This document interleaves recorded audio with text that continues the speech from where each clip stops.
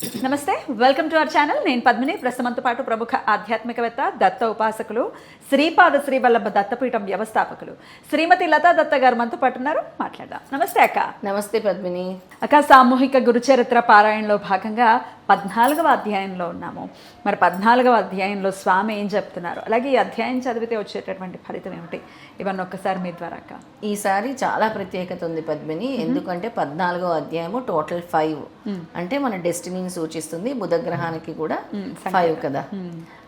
ఆ రోజు ఈ థర్స్డే అంటే 18th రోజు గురుపుష్యమి యోగం రోజు ఈ 14వ అధ్యాయం.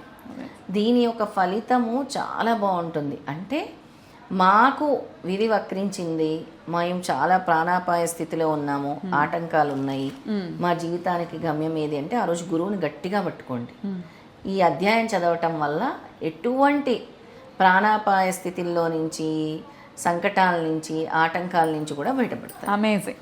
ముందే చెప్పేశాను, ఎందుకంటే ఫలశ్రుతి ముందే వచ్చేసి ఆ రోజు ఈ గురుపుష్యమి యోగం ఉంది కాబట్టి గురువుని గట్టిగా పట్టుకోవటం కోసం చెప్తున్నాను, దత్త భక్తులందరి కోసం కూడా. తప్పకుండా. 14వ అధ్యాయం శ్రీ గురు చరిత్ర. 14వ అధ్యాయం శ్రీ గణేశాయ నమః, శ్రీ సరస్వతి నమః, శ్రీ గురుభ్యో నమః. నామధారకుడు ఇలా అడిగాడు, స్వామి అటు తర్వాత శ్రీ గురుడు ఏమేమి చేశారు చెప్పండి అని అడిగాడు. సిద్ధయోగి ఇలా వివరించారు. భోజనాలు అయ్యాక సాయం దేవుడు శ్రీ గురుని పాదాలెత్తుతూ, సద్గురు, మీ పాదసేవ వలన నా జన్మ సత్కర్మలు సార్థకమయ్యాయి. మీ అనుగ్రహం వలన నా పితృదేవతలు కూడా తరించారు. ధన్యుణ్ణి. మాయ చేత మానవులా కనిపిస్తున్నారే గాని మీరు సాక్షాత్తు భక్తులను ఉద్ధరించడానికి అవతరించిన భగవత్ స్వరూపాలే. మీ మహిమ వేదాలకే అంతుపట్టనిది. అట్టి మీకు సేవ చేసే అవకాశం నాకు గ్రహించి నా వంశాన్ని పావనం చేశారు. కానీ నాదొక విన్నపం ఉన్నది. ప్రస్తుతం నేను ఒక కష్టంలో ఉన్నాను. వేరే దారి లేక నేను ఒక యవనరాజు సేవలో ఉన్నాను. ఇతడు నరరూప రాక్షసుడే. అతడు ప్రతి సంవత్సరం ఒక బ్రాహ్మణుని చంపుకు తింటాడు. నన్ను బలివ్వాలని తలిచి ఇంతకు ముందే నాకు కబురు పంపాడు. నేను ఇప్పుడు అతని వద్దకు వెళ్ళాలి, తప్పదు, నన్ను మీరే కాపాడాలి అని అడిగాడు. శ్రీ గురుడు అతని తలపై చేయి పెట్టి ఆశీర్వదించి, నాయనా భయపడకు, ఆ యవనుడు నిన్నేమీ చేయలేడు. భగవంతుడు సర్వానికి యజమాని. నీవు అతడి చేత సత్కరింపబడి సంతోషంగా తిరిగి వస్తావు. నీవు వచ్చేదాకా మేము ఇక్కడే ఉంటాం. దీర్ఘాయుష్మాన్ భవ అని ఆశీర్వదించి పంపించారు. ఈ పేరా వల్ల మనకి ఏమర్థమవుతుంది, ఎటువంటి ప్రాణాపాయ సంకటాలు వచ్చినా, ఎటువంటి అంటే అంతవరకు ఇప్పుడు ఈయన చచ్చిపోతాడు, బ్రాహ్మణుణ్ణి నరికేస్తాడు అని చెప్పాడు కదా యవనరాజు. అలాంటి ప్రాణాపాయ సంకటం నుంచి బయట వేయబోతున్నారు స్వామి. ఎలా వేయబోతున్నారో చూద్దాం. సాయం దేవుడు శ్రీగురుని మాటలు విని సంతోషంతో యవనరాజు వద్దకు వెళ్ళాడు. తాను కబురు పంపగానే రాకుండా ఆలస్యం చేసినందుకు కోపంతో రాజు అతన్ని చూస్తూనే లోపలికి వెళ్ళిపోయారు. సాయం దేవుడు భయంతో శ్రీగురిని ధ్యానించాడు. అంతఃపురంలోకి వెళ్ళిన రాజు అంతలోనే నిష్కారణంగా భయము, చనిపోతానన్నంత బాధ కలిగింది ఆ రాజుకి. స్పృహ తప్పి పడిపోయాడు. అప్పుడు అతనికి ఒక స్వప్నం వచ్చింది. ఒక బ్రాహ్మణుడు అతన్ని ముక్కలు ముక్కలుగా కోస్తున్నట్లు కనిపించింది. విపరీతమైన బాధ కలిగింది. అతనికి స్పృహ వచ్చేసరికి తాను చేస్తున్న హింస ఇతరులకు ఎంత బాధాకరమో తెలిసి వచ్చింది. పశ్చాత్తాపంతో అతడు బయటకు వచ్చి సాయం దేవుని పాదాలపై పడి, అయ్యా మిమ్మల్ని నేను పిలిపించలేదే, మీరు ఇంటికి వెళ్ళవచ్చు అని వస్త్రభూషణధారులతో ఘనంగా సత్కరించి పంపాడు. సాయం దేవుడు శ్రీగురుని కృపకు పట్టరాని ఆనందంతో త్వరగా తన గ్రామం చేరి శ్రీగురునితో జరిగినదంతా చెప్పారు. ఆయన సంతోషించి, నాయనా మేము పుణ్యతీర్థాలు దర్శిస్తూ దక్షిణ దిక్కుగా వెళ్తాము. అతడు నమస్కరించి, స్వామి నాకు మీరు ప్రసాదించిన ఈ జీవిత శేషాన్ని మీ సేవకే అంకితం చేస్తాను. నన్ను అనుగ్రహించండి.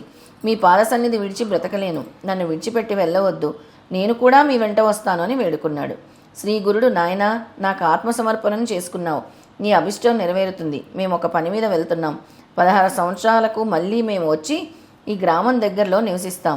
నీవప్పుడు సకుటుంబంగా వచ్చి దర్శించుకోవచ్చు. అంతవరకు ఇక్కడే సుఖంగా ఉండు అని ఆశీర్వదించి శిష్యులతో కలిసి పాదచారియే అనేక పుణ్యక్షేత్రాలు దర్శిస్తూ వైద్యనాథం చేరారు. అక్కడ ఆయన కొంతకాలం గుప్తంగా నివసించారు. ఇంతటితో 14వ అధ్యాయం సంపూర్ణం. శ్రీ దత్తాయ గురువే నమః, శ్రీపాద శ్రీ వల్లభాయ నమః, శ్రీ నృసింహ సరస్వతియే నమః. అద్భుతం. అయితే ప్రాణ సంకటం నుంచి స్వామి ఏ విధంగా బయటేశారో ఈ అధ్యాయం చెప్తుంది.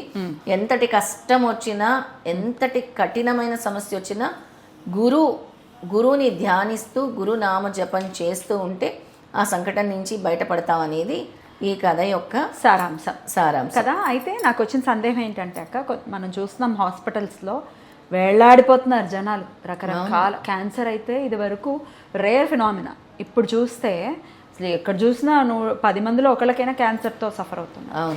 సో అసలు ఇలా ఐసీయూలో ఉన్నారు, ఇంకా మా వల్ల కాదు అని డాక్టర్స్ చెప్పేశారు అన్నప్పుడు ఈ ఒక్క అధ్యాయం చదవచ్చా కంటిన్యూస్గా? ఈ 14వ అధ్యాయం ఒక 41 రోజుల పాటు కంటిన్యూస్గా పారాయణం చేయొచ్చు. ఏదైనా మండల దీక్ష అంటారు స్వామి, ఆ మండల దీక్షను చేపట్టి ఇది ఒక్కటే అధ్యాయం కూడా చదువుకోవచ్చు. రైట్, అలా అయినా చేయండి, స్వామి అనుగ్రహాన్ని పరిపూర్ణంగా పొందండి. అలాగే మీరు 52 వారాలని మనం ఎలాగో సామూహికంగా చేస్తున్నాం కదా, మర్చిపోకుండా కమెంట్ సెక్షన్లో మేము 14వ అధ్యాయం కంప్లీట్ చేశాము జై గురుదత్త అంటూ కూడా కమెంట్ చేయండి. మేడం కూడా చూస్తున్నారు, అన్ని కమెంట్స్ చేస్తున్నారా లేదా అని, చాలా సిస్టమేటిక్గా ఫాలో చేస్తున్నారు. సో ఖచ్చితంగా రాయండి. చాలా చాలా కృతజ్ఞతలక్క, చక్కగా చదివి వినిపించారు. జయ గురుదత్త, నమస్తే. జయ గురుదత్త. అందరికీ దత్తానుగ్రహం ప్రాప్తిరస్తు. గురు పుష్యమి యోగం సందర్భంగా గురు అనుగ్రహం, దత్తానుగ్రహం, శ్రీపాద శ్రీవల్లభ స్వామి అనుగ్రహం అందరికీ కూడా లభిస్తుంది. Thank you.